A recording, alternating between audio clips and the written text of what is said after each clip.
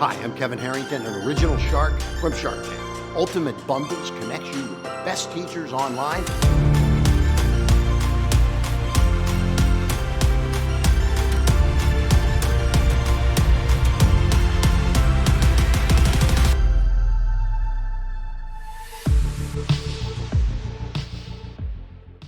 We're going to start with this. What not to do when forming a morning routine. These are the mistakes that I have made because I know that a morning routine can be so effective for me. But my problem is I'm also a go-getter. I get excited. And so what I do is I go, you know what? November and December were insane. I want to hit the ground running in January. I have all these goals.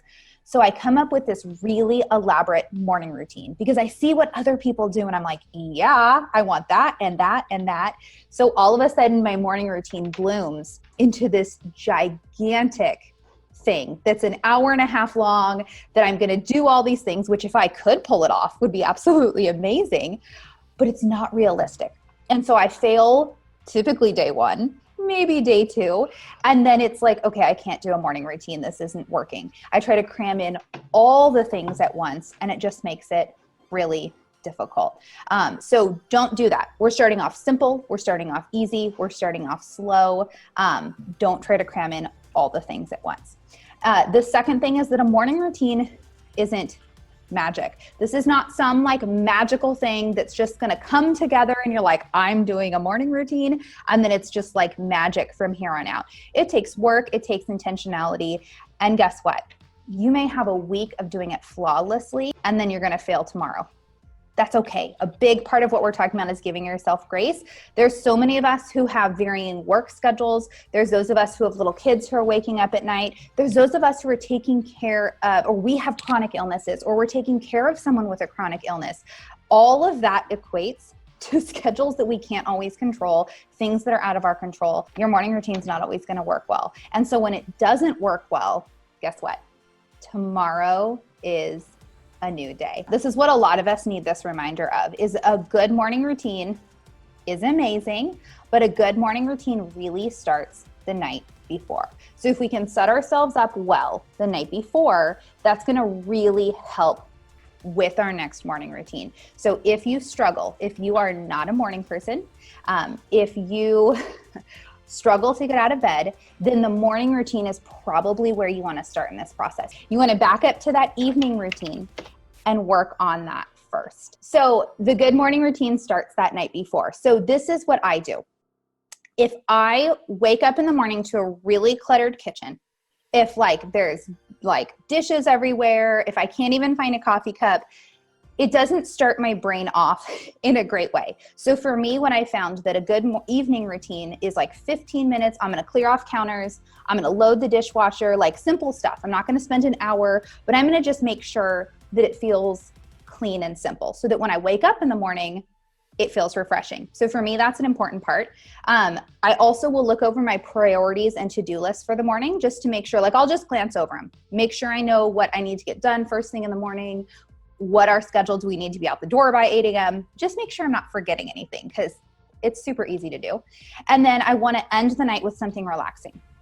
And this is really, really huge because I have trouble sleeping. And so I really like to end the night doing something relaxing, taking a hot bath with Epsom salt, magnesium's really helpful, getting off of screens, reading a good book. I really want to be able to relax and start to shut my mind down so that I can actually go to sleep on time to get up at the time that I want, which I struggle with. But that's a whole nother topic for another day, is getting that good evening routine. And actually I have a really good resource for you at the end that has a worksheet that helps you figure out your evening routine. So starting the routine of a good morning. One of the big things we're going to be hitting on is the difference between schedules and routines. Schedules don't work that well for a morning routine because a schedule is like 6 o'clock wake up. I've tried to do this, by the way. 6:03, coffee in hand. 6:05, sitting with my book. 6:15, in the shower. Like I've scheduled it all out. Well, what happens is the baby was up last night. I didn't sleep as well. I don't get up at 6. I get up at 6:30 or 7 or later. And then it's like, oh, my entire schedule's off. Like it's too hard to keep up on that when life is fluid and needs to be flexible. So routines are different because routines are habits. Routines become second nature. If you get up a little later, it's fine. You start your routine whenever that time is. It's flexible, it goes with the flow, and you can give yourself a lot more grace within it. So routines, that's what we're working into. Okay, here's the fun part. Let's talk about my 21-minute morning routine. And remember, you guys, this is not a rule. This is flexible. You're going to adapt this to your family and to your personality, which is something we'll talk about. Okay, we are starting out small. The reason we're doing 21 minutes is because we're giving you 3 areas to work on. Each of these areas, 7 minutes, which I think is very clever, by the way. You can adapt this. You could make it 10 minutes each. If you already have a little bit of a morning routine, you could make it 5 minutes each. If you are like, this needs to be simple, I'm going to give myself 15 minutes. Start small, start doable so that you can jump in right away, because the first step is not actually about the morning routine. The first step is forming this habit. Once you form the habit, once you can get up consistently for 15 minutes, you can stretch it to 20, to 25, to 30, to whatever works. And you don't have to just keep expanding it. Expand it to what works for you. But the goal is that we want that habit. Okay. And then this format of the 3 different areas gives you a good format for expanding upon, which is what our goal is then. Feel free to move these different 7 minutes around. So the first 7 minutes, we're talking about quiet. And so for me, I need to ease into my day. I need to know that I can just slowly awaken. So I'm going to go out and grab a cup of coffee in my hopefully mostly put away kitchen. Grab that cup of coffee. I'm going to settle into my favorite chair, and I'm going to spend a few minutes quietly adjusting to your day. That might be meditation. It might be reading a chapter of a book as you settle into your day. That's what we're going to need to ease into the day. So that's that 7 minutes of quiet. That feels really, really doable to put that 7 minutes on. And I would recommend even setting a timer for this. The next 7 minutes is energy. This might be reversed for you. Your first 7 minutes might be energy. So with energy, you want to do something to get moving. So drinking a big glass of water first thing in the morning is fantastic for getting going, getting your metabolism kicked in, getting all that. And then do a 7-minute workout routine or stretching routine. Then you could even combine them, or while you're doing your exercise, listen to an audiobook out loud. And you could even do like a 14-minute routine while you're listening to an audiobook. See, you can kind of combine these up. And then the third 7 minutes is really important. I have found that if nothing else in the morning, if I at least glance over my to-do list for the day, if I at least look at what's coming up, it allows me to be a lot more successful. Determine what my big overarching priority or priorities are for that day, and making sure that that's actually what gets prioritized and that you have it on the calendar for what's happening. I think a really good exercise is to say, if I can only achieve one thing today, what would it be? Like if we could just get one thing done. So for me, the next few days would be like, catch up on schoolwork. If we just get that done every day, I'm going to be happy, because that's what we need to prioritize. So maybe you have a big meeting for work coming up and you need to prepare for it. Maybe it's coming up on Friday. You need to prepare. That is what you are going to be accomplishing. That's your one big thing. If I could just focus on that each day, then I'll feel successful. And so that's what you kind of want to ease into then. You've got your energy, you've got your quiet time, whatever that looks like for you. And then you want to kind of merge into the planning and spend just a few minutes figuring out what's coming up for today. Look over your to-do list, add some things in, write out your to-do list, but just figure out what is coming up for today. What do I need to prioritize? So what we want to talk about is tackling that one thing first. And this is how I think we can carry on the momentum. The first few days you start doing your morning routine, you may not necessarily feel that momentum, but the more you work into this and the more that you realize this is enabling you to be more proactive with your time, it's allowing you to use your time really well. Even if the rest of your day gets super derailed, then that momentum and that motivation is going to come because you're like, I am getting up early this morning, because if I do, I know the rest of my day is going to be a whole lot more successful. So that's where that motivation comes in. And that's why tackling that one thing first is really, really important. You want to try to accomplish that one big important task, that one thing. If I could only get that done today, get it done as early in the day as possible. And then that way, if the day gets derailed, you've already got that one thing done, or maybe it needs to happen at 3 o'clock in the afternoon, but put that on the schedule. This needs to happen at 3 p.m. What do I need to do before then to make sure that that happens, or we get out the door on time, or whatever it is, okay? So now we're gonna talk about extending the 21 minutes. Here's what I recommend. You're gonna do your new 21-minute morning routine for 21 days.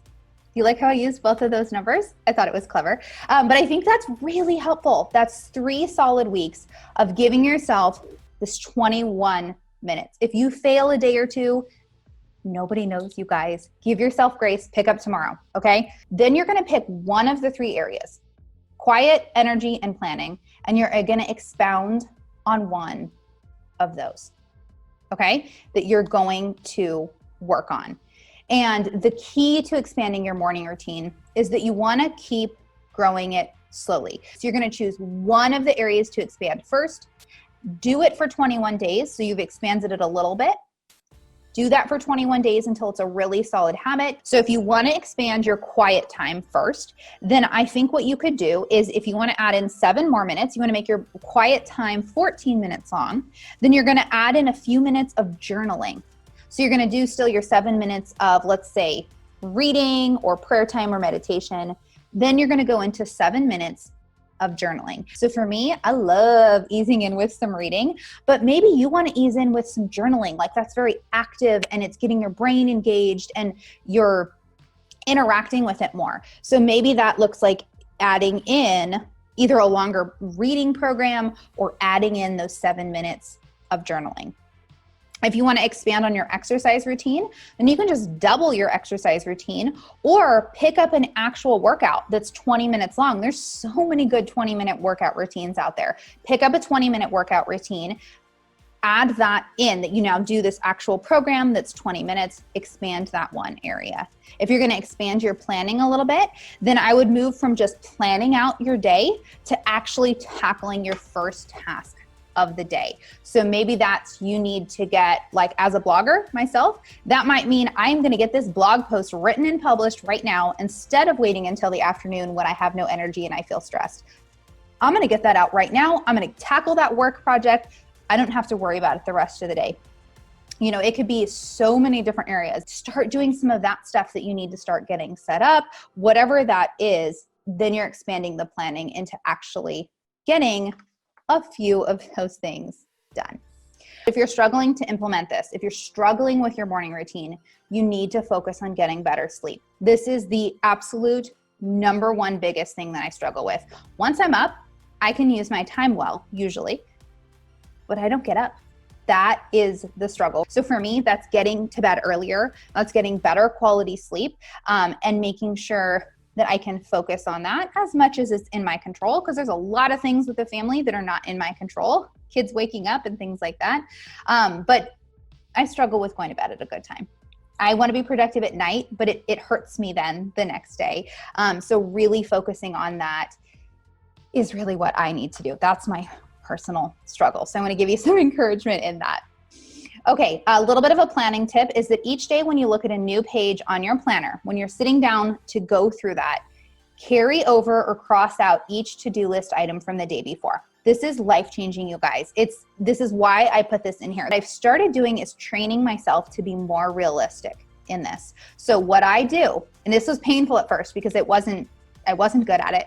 What I do is I sit down that morning, I look at my to-do list from yesterday, and I process every single item. It's really painful. So I'm going to look at it and I'm going to either move it on to today's to-do list, or maybe move it to like, I know Friday afternoon I'll have time. So I might add it for a couple days from now. I never try to add it for more than a couple days from now, but I either need to move it onto a future to-do list or I need to cross it out because it's unrealistic and I'm not going to get it done. Okay, so try it out.